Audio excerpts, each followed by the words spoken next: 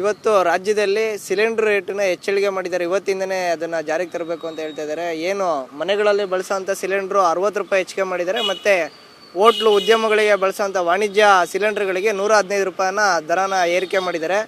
ಇದರಿಂದ ಜನಸಾಮಾನ್ಯರಿಗೆ ಮತ್ತು ಏನು ವಾಣಿಜ್ಯ ತೆರಿಗೆ ವಾಣಿಜ್ಯ ಉದ್ಯಮಗಳಲ್ಲಿ ಕೆಲಸ ಮಾಡ್ತಿರೋಂಥ ಉದ್ಯಮದಾರರಿಗೆ ಇದರಿಂದ ತುಂಬ ಅನಾನುಕೂಲ ಆಗುತ್ತೆ. ಯಾಕೆ ಅಂತ ಅಂದರೆ ಈಗ ನೋಡ್ತಾ ಇರ್ಬೋದು, ಈ ಹಿಂದೆ ಮುಂಚೆ ಈ ಪ್ರಧಾನಮಂತ್ರಿ ಆಗಿರ್ಬೋದು, ಮುಖ್ಯಮಂತ್ರಿಗಳಾಗಿರ್ಬೋದು, ಹೆಣ್ಮಕ್ಳು ಒಲೆ ಉರಿಸಿ ಇದು ಮಾಡೋದ್ರಿಂದ ಅವರಿಗೆ ಕಣ್ಣಿಗೆ, ಆರೋಗ್ಯಕ್ಕೆ ಎಲ್ಲದಕ್ಕೂ ಸಮಸ್ಯೆ ಆಗುತ್ತೆ, ಪರಿಸರಕ್ಕೆ ಮಾಲಿನ್ಯ ಆಗುತ್ತೆ ಅಂತೇಳಿ ಹಲವಾರು ಇದಿಟ್ಕೊಂಡು ತಾವು ಒಳ್ಳೆ ಉದ್ದೇಶದಿಂದನೇ ತಾವು ಆದರೆ ಇಲ್ಲಿ ಬೆಲೆನ ಏರಿಕೆ ಮಾಡಿ ತೊಟ್ಲೂ ಇವರೇ ತೂಗ್ತಾರೆ, ಮಗುನೂ ಇವರೇ ಚಿಡ್ತಾರೆ. ಆ ರೀತಿಯಾಗಿ ಇವತ್ತು ಸರ್ಕಾರನ ನಡೆಸ್ತಾ ಇದ್ದಾರೆ. ಇದೊಂದು ಜನ ವಿರೋಧಿ ಸರ್ಕಾರ ಅಂತಲೇ ಹೇಳ್ಬೋದು. ಮತ್ತು ಈ ಬೆಲೆ ಏರಿಕೆ ಮಾಡಿರೋದನ್ನು ದಯವಿಟ್ಟು ಖಂಡಿಸ್ಬೇಕು.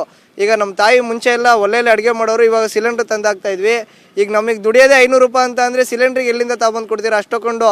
ಈಗ ಕರೆಂಟ್ ಬಿಲ್ ಇಷ್ಟು ಯೂನಿಟ್ ಮೇಲೆ ಬಳಸಂಗಿಲ್ಲ ಅಂತ ಹೇಳ್ತಾರೆ. ಈಗ ಇಂಡಕ್ಷನ್ ಒಲೆನೂ ಬಳಸಂಗಿಲ್ಲ ನಾವು, ಅಲ್ಲೂ ರೇಟ್ ಜಾಸ್ತಿ ಆಗ್ತಾ ಹೋಗುತ್ತೆ, ಅಲ್ಲೂ ನಾವು ಕಟ್ತಾ ಹೋಗ್ಬೇಕು. ಇವ್ರು ಹೇಗೆ ಅಂತ ಅಂದರೆ ಇವರ ಬೇಳೆ ಬೇಯಿಸ್ಕೊಳೋದಕ್ಕೋಸ್ಕರ ನಮ್ಮನ್ನು ಈ ಥರ ಎಲ್ಲ ಬಳಸ್ಕೊತಾ ಇದ್ದಾರೆ ಅನ್ನೋದನ್ನ ಈ ಸಂದರ್ಭದಲ್ಲಿ ಹೇಳ್ತಾ ನಾನು 2 ಮಾತು ಮುಗಿಸ್ತಾ ಇದ್ದೀನಿ. ಇವತ್ತಿನ ದಿವಸ ಕೇಂದ್ರ ಸರ್ಕಾರ, ನಾನು ನೋಡ್ದಂಗೆ ಬೆಳಗ್ಗೆ ನ್ಯೂಸ್ನ ನೋಡ್ತಾ ಇದ್ದೆ, ಮಾಮೂಲಿ ಸಿಲಿಂಡ್ರು ಮನೆ ಬಳಸೋ ಸಿಲಿಂಡ್ರಿಗೆ 60 ರೂಪಾಯಿ, ಮತ್ತು ವಾಣಿಜ್ಯ ಸಿಲಿಂಡ್ರುಗಳು ಹೋಟ್ಲು ಉದ್ಯಮಿಗಳು ಇವರು ಬಳಸೋ ಮದುವೆ ಸಮಾರಂಭಗಳು ಬಳಸ್ತಂಥ ಒಂದು ಸಿಲಿಂಡ್ರುಗಳಿಗೆ 115 ರೂಪಾಯಿ ಮಾಡಿ ಏರಿಕೆ ಮಾಡಿದ್ದಾರೆ. ಇವರು ಯಾರನ್ನೂ ಹೇಳಲ್ಲ ಕೇಳಲ್ಲ.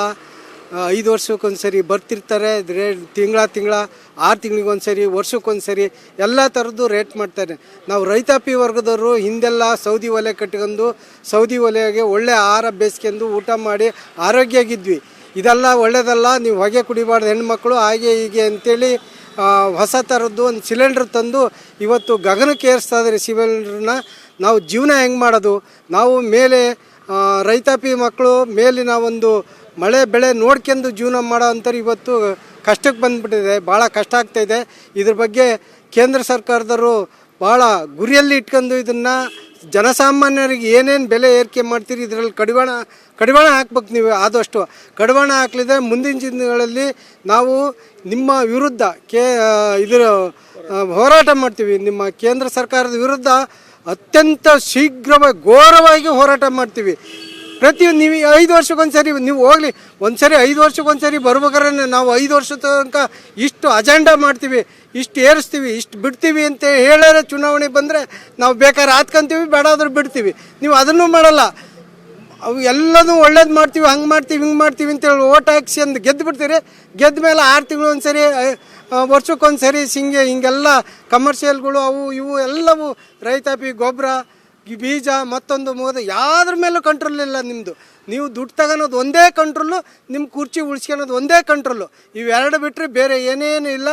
ಆಮೇಲೆ ಅವ್ರ ಮೇಲೆ ನೀವು, ನಿಮ್ಮ ಮೇಲೆ ಅವರು ಹಾಗೆ ಸಹಿಸ್ಕೊಂತ ರಾಜಕಾರಣ ಮಾಡ್ತೀರಿ. ಹಾಗೆ ಸಹಿಸ್ಕೊಳ್ಳೋಂಥ ರಾಜಕಾರಣ ಮಾಡಬೇಡ್ರಿ. ಜನಸಾಮಾನ್ಯರಿಗೋಸ್ಕರ ಚುನಾಯಿತರಾಗಿ ಹೋಗ್ತೀರಿ, ಅದನ್ನು ನೀವು ಉಳಿಸ್ಕೊಂಬೇಕು ಮುಂದಿನ ದಿನಗಳು ಅಂತ ಹೇಳ್ತಾ 2 ಮಾತುಗಳನ್ನು ಮುಗಿಸ್ತಾ ಇದ್ದೀನಿ. ಸಿಲಿಂಡ್ರು ಈ ಥರ ಒಂದೇ ಸತಿಗೆ ಈ ಥರ ರೇಟ್ ಜಾಸ್ತಿ ಆಗಿದೆ, 60 ರೂಪಾಯಿ ಜಾಸ್ತಿ ಆಗಿದೆ. ನಾವು ಹೆಂಗೆ ಬದುಕೋದು? 500 ರೂಪಾಯಿ ಕೂಲಿ ತೊಗೊತೀವಿ, ನಾವು ಬದುಕೋದು ಹೆಂಗೆ? ಮುಂಚೆ ಹೆಂಗೆ ಒಳೆ ಒಳಗಿತ್ತ ಹಂಗೆ ಮಾಡ್ಕೊತೀವಿ. ನಮ್ಗೆ ಸಾಕದೇ, ನಾವು ಬದುಕೋದೇ ಕಷ್ಟ ಆಗಿದೆ. ಇವಾಗ ಮಕ್ಕಳಿಗೆಲ್ಲ ಓದಿಸಿ ಈ ಥರ ಜಾಸ್ತಿ ಆದರೆ ನಾವು ಮಕ್ಳಿಗೆ ಹೆಂಗೆ ಓದಿಸೋದು? ನಾವು ಹೆಂಗೆ ಮಾಡೋದು? ದುಡಿಯೋದು 500 ರೂಪಾಯಿ, ಆ 500 ರೂಪಾಯಿಗೆ ಸಿಲಿಂಡ್ರಿಗೆ ಇಷ್ಟು ಜಾಸ್ತಿ ಆಗಿಬಿಟ್ರೆ ನಾವು ಹೆಂಗೆ ಬದುಕೋದು? ನಮಗೆ ಜೀವನ ಮಾಡೋದೇ ಕಷ್ಟ ಆಗಿದೆ. ಇವಾಗ ನಾವು ಬಿಸಿಲೊಳಗೆ ಕುತ್ಕೊಂಡು ವ್ಯಾಪಾರ ಮಾಡೋರು, ನಾವು ಏನು ಆಫೀಸ್ ಕೆಲಸ ಅದ್ರೊಳಗಿದ್ದಾರಾ? ಬಿಸಿಲೊಳಗೆ ಕುತ್ಕೊಂಡು ಅಲ್ಲೋದು ನಾವು.